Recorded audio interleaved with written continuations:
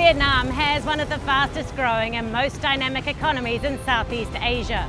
With its sights set on being a modern industrialised nation by 2020, this is a place which is carrying out structural reforms and embracing new ways of doing things. Helping to guide her country on that journey is New Zealand educated Tran Thi Lan Huong. An expert in governance at the World Bank here in Hanoi, Huong is focused on promoting transparency and accountability to help fight corruption. And she credits her New Zealand education with giving her the grounding for being able to do this.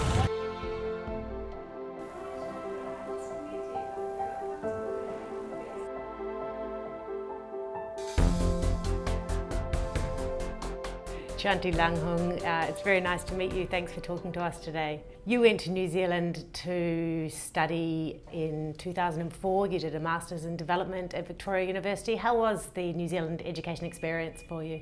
It was really a life-changing experience to me.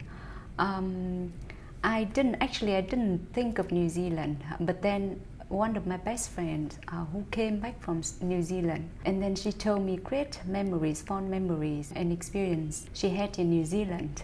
And then that got me to look for actually not only about New Zealand but also studying abroad. And it really made me to really look and search for a scholarship to New Zealand, to study in New Zealand. So I applied for an NZ, New Zealand Aid scholarship at that time. So I got the scholarship and then I went to New Zealand. And the experience changed your life. Can you explain why? It changed a lot in many ways. So when I studied in my undergraduate education in Vietnam, we were taught with many new things, but the way we were taught and the way we learned is so much different from the way the learning that I acquired in New Zealand. Particularly, so I still remember the first day I came to New Zealand to Victoria University of Wellington.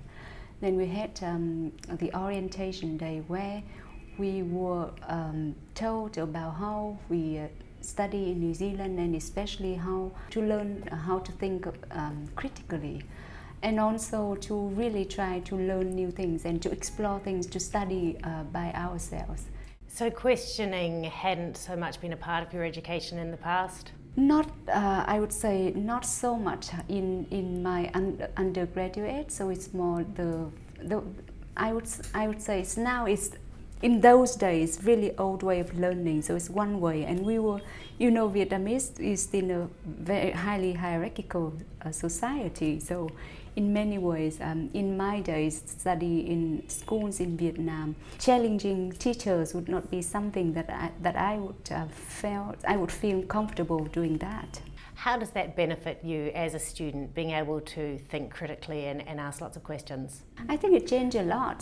There are so many answers to one question, and it's just that from my own experience before coming to New Zealand, then we always thought that there was just not too many options for one question or too many answers, and really it opened up my eyes, and also I get exposed to many ways of seeing the issues and seeing the problems in many ways, and then really helped me in going through the studies, but also reflecting on the issues and problems in my own country. You worked at the Finnish Embassy working on improving human rights here in Vietnam, and you've also now worked with the World Bank for 6 years. Can you tell us a little bit about your work and how your New Zealand education experience helped equip you for what you do now? So after coming back from New Zealand, I resumed working for the Finnish Embassy, and at that time, so there was also a big movement about climate change and how harmful climate change would affect countries, especially like Vietnam. So we had a small grant program that support people to change behaviors, but also awareness to an environmental issue and climate change. And New Zealand was a great example of green practices and also environmental friendly behaviors that I brought back from New Zealand, and it really changed. But also at the Finnish Embassy, we were As part of the small grant program, we also worked on improving women's life, also improved lives of marginalized people at the Finnish embassy, and so supporting the life of marginalized groups. And now with the work at the World Bank here, I'm working on not so much specifically about human rights, but then really improving good governance, promoting transparency and accountability, supporting the government to improve their institutions, our institution to have better governance, to serve the citizens better, and also to have more effective public agency. And your development training in New Zealand was very relevant to all that, was it?